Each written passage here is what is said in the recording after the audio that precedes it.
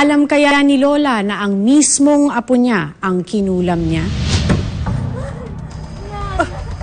Apo! Ano nangyari sa'yo? Ano nangyari sa'yo? Ang sakit na.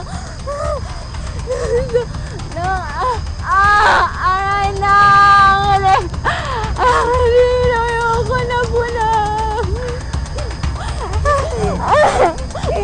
Ikaw!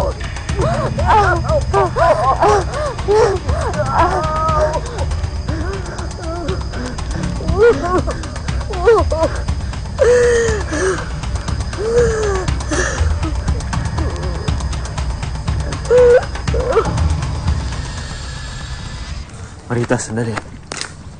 Please. Sorry.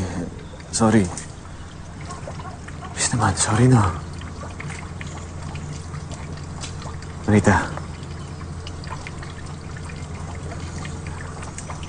Marita, nilayuan ko na siya. Hindi ko na ulit siya pupuntahan. Isa lang itong malaking kasalanan. Kaya please, Marita, patawarin mo na. Walang hindi na mauulit. Dahil kung sino man yung babae mo, tsak na magtatanda na siya. Ika, anong ginawa mo? Tingnan na lang natin kung may maakit pang lalaki sa kanya. Tsak na hindi na siya uulit mang-agaw ng asawa ng may asawa. Marita, mabutit na abutan kita. Ano po nangyari? Halika, sumama ka sa akin. Ay, paluwas na ho ako ng Maynila. Ay, anak, hindi. Mas importante to. Halika na, dalian natin. Marita!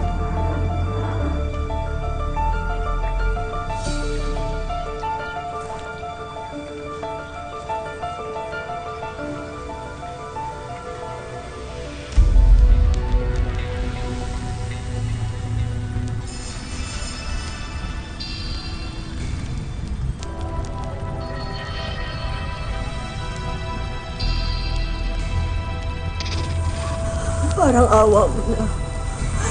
Patawarin mo ng apo ko. Yun lang ang tanging paraan para mabawi ang kulang na ginawa natin sa kanya. Parang awa mo na. Parang awa mo. Apo niyong walang hiyang babaeng sisira sa pamilya ko.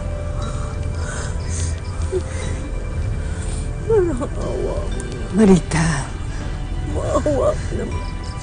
patawarin mo na siya. Anak.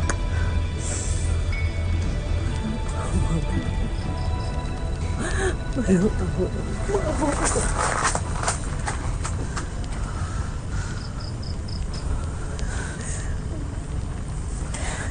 Lola, pasensya na po.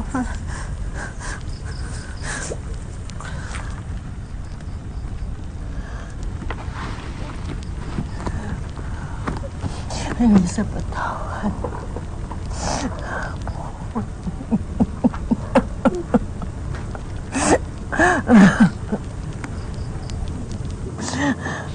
Sadyang misteryoso nga naman ang buhay. Dahil kung minsan, mas malupit pang maghiganti ang tadhana kaysa sa mga taong nagawan natin ang kasalanan. Kayo ba ay may mga hinarap na pagsubok ng pag-ibig? Ipadala lamang sa aming Facebook account at baka ang inyong kwentong karelasyon ng aming sunod na ipalabas.